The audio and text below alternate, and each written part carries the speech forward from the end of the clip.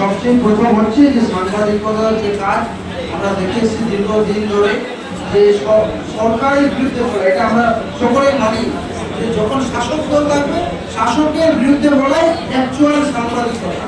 যার কারণে আমরা ন্যাশনাল মিডিয়াতে দেখেছি রবীশ কুমার থেকে শুরু করে বড় বড় সাংবাদিক তারা কিন্তু ডিজিটাল মিডিয়ায় চলে এসেছে।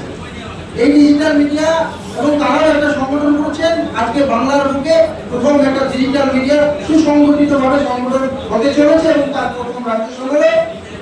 আমি নিজের অভিজ্ঞতায় বলছি যে শাসক যখন বালিপুরের ঘটনা আপনাদের মনে আছে যে 4 জন মজলুমকে মুসলিম সংখ্যালঘু বলে ছেলেকে মেরে ফেলে দিল পুলিশ, কোন সাংবাদিক খবর করেনি, কোন মেইনস্ট্রিম খবর করেনি, এই ডিজিটাল মিডিয়ার ভাইরাই খবর করেছিল। হাসিবুল ভাই ছিল, এনবিটিভি সাকিরুল ভাই প্রাপ্ত, এই তারা প্রথম খবর করেছিল। তারপরে কিন্তু আমরা গিয়ে তাদেরকে অধিকার পাইয়ে দিতে পেরেছিলাম, অফিসারদের সাসপেন্ড সহ 5 লক্ষ টাকা করে ক্ষতিপূরণ সহ চাকরি পর্যন্ত পাইয়ে দিতে পেরেছিলাম। এই তালাটা করিয়ে দিয়েছিল এই ডিজিটাল। শাসকের চোখের ঘুম উড়ে যাবে যদি ডিজিটাল মিডিয়া নিচে শক্তি দেখে নেই।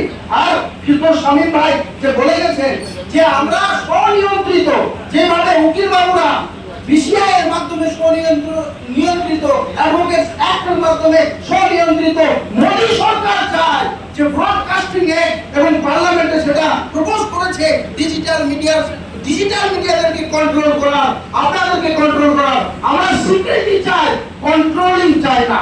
এই বলে আপনারা আমি আমার সংক্ষিপ্ত বক্তব্য শেষ করব।